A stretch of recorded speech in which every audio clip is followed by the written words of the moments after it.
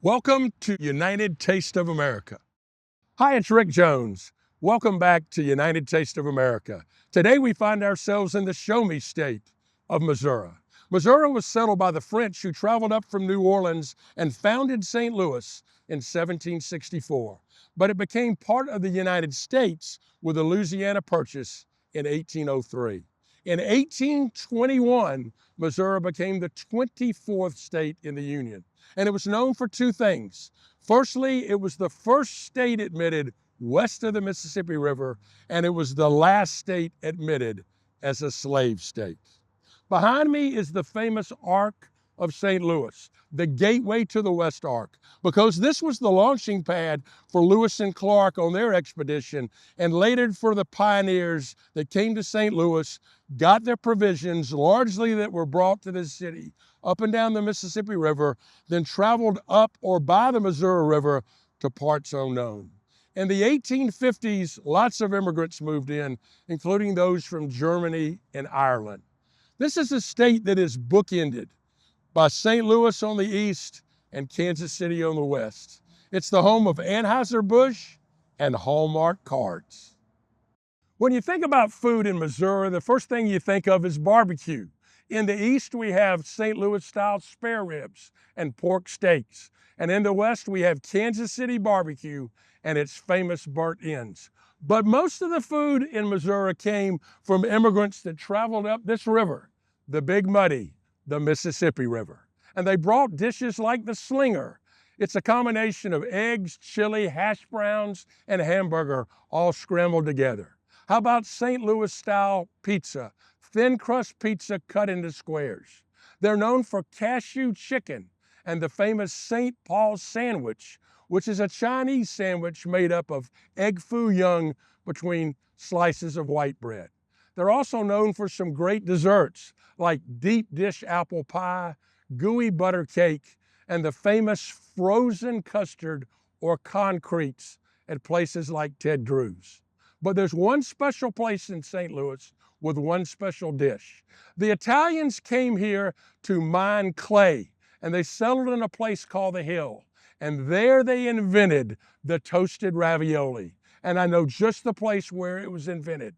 It's Charlie Ditto's on the Hill in St. Louis.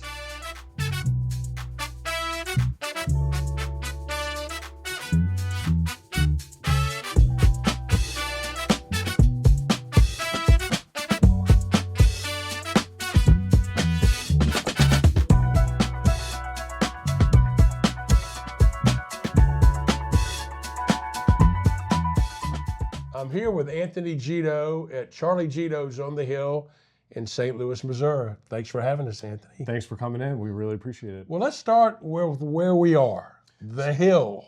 That's Talk right. about that. Well, the Hill is the Little Italy of St. Louis, Missouri. We're very proud.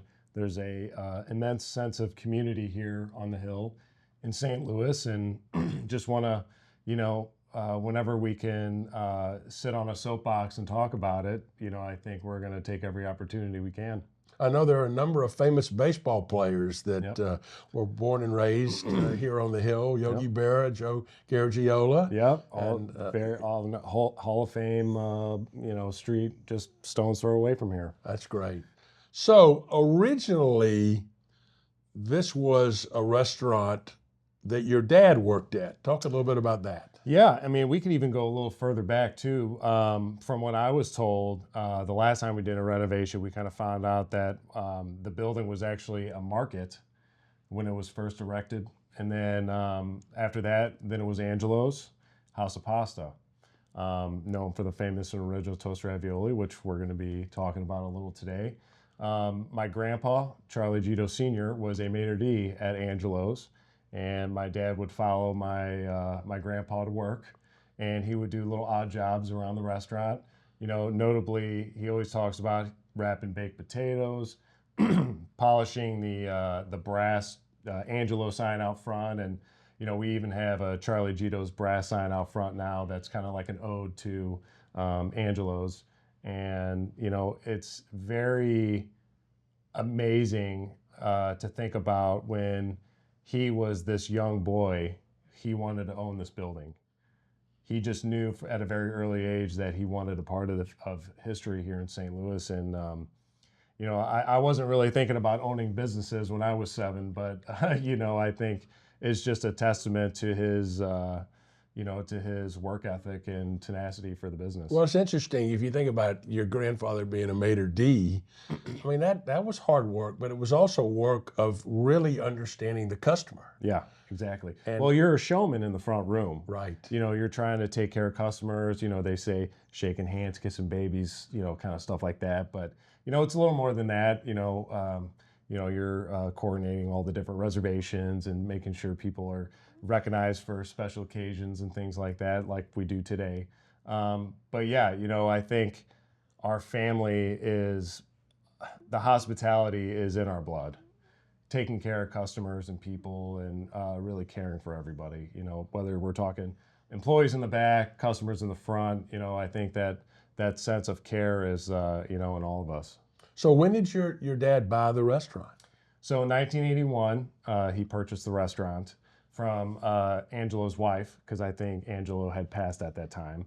And so I'll have to try to show you a picture, but there's a picture of my dad handing her a check, shaking hands, and he's got the 80s look, a little fro, mustache, and so it's really cool. And that was the rest of history. When he bought the restaurant, he got the toast ravioli recipe, the salad dressing, and I joke there was a server that came with the restaurant too. His name was Don.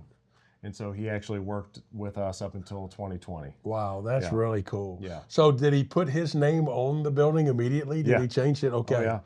I love that sense of pride. Oh, of course. That he had always wanted to have this place. He had a great affection for the place. Now he's got his name on the place. And you've become the premier Italian restaurant in the city, and maybe one of the premier Italian restaurants in the whole country because of his leadership. Well, we certainly like to think so.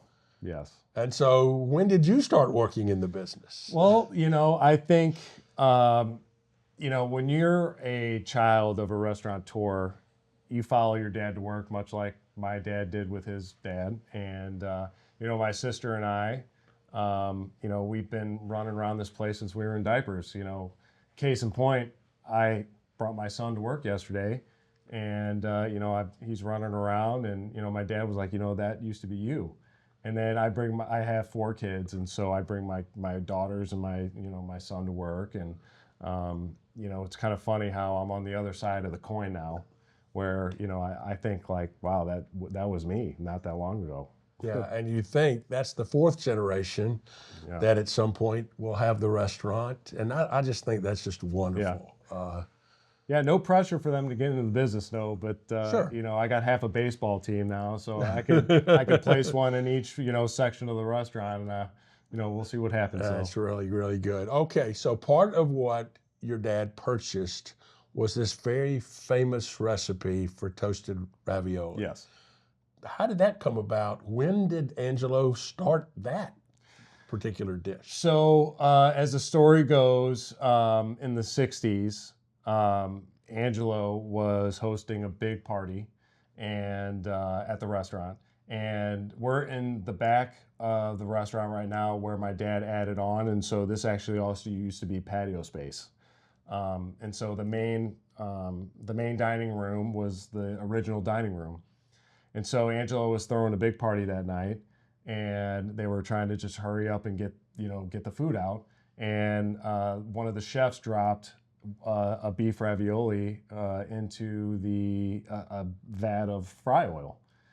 And I don't think the chef really thought much of it, but he tried it, and he thought, wow, I better present this to Angelo and see what he thinks. And I think that the rest is history. That's what the toast ravioli was founded on, was just an accident.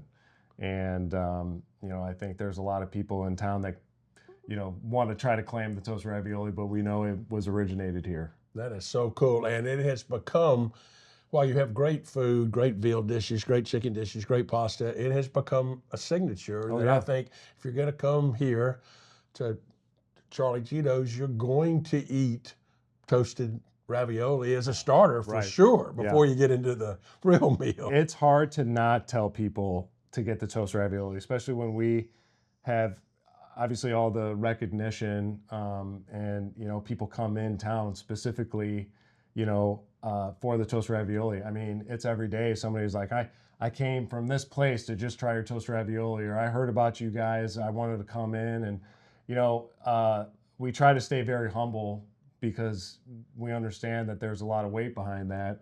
And it's also really cool. You kind of get a little giddy, when people are like tasting the toast ravioli for the first time, and you try to bring yourself to the first time you had a toast ravioli, and I think it's a really cool story. Well, and you obviously the traditional way to eat it is to eat it with pomodoro sauce or marinara. So talk a little bit about your marinara. So we have pomodoro sauce that we serve our toast ravioli with, and it's a St. Louis style pomodoro. It's got, when we say St. Louis style, it's got a little bit of sweetness to it.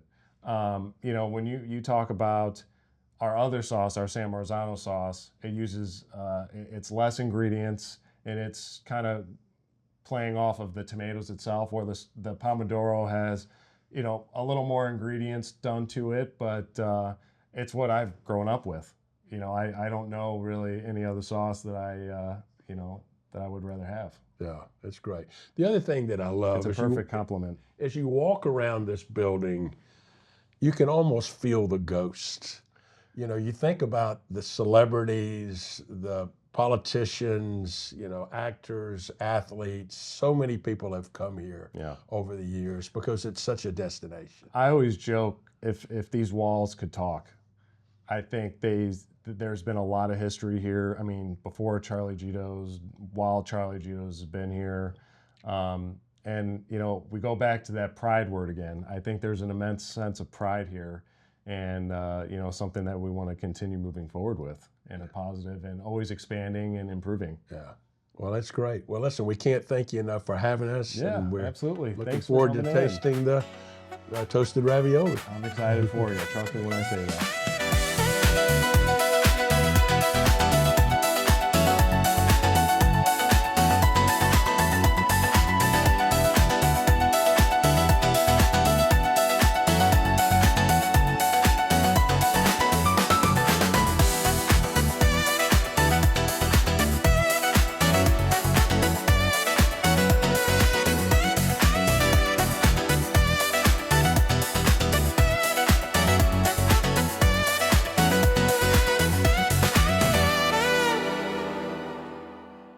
Well, that's a wrap on Missouri and the famous toasted ravioli from Charlie Ditto's. We'll see you next time on United Taste of America.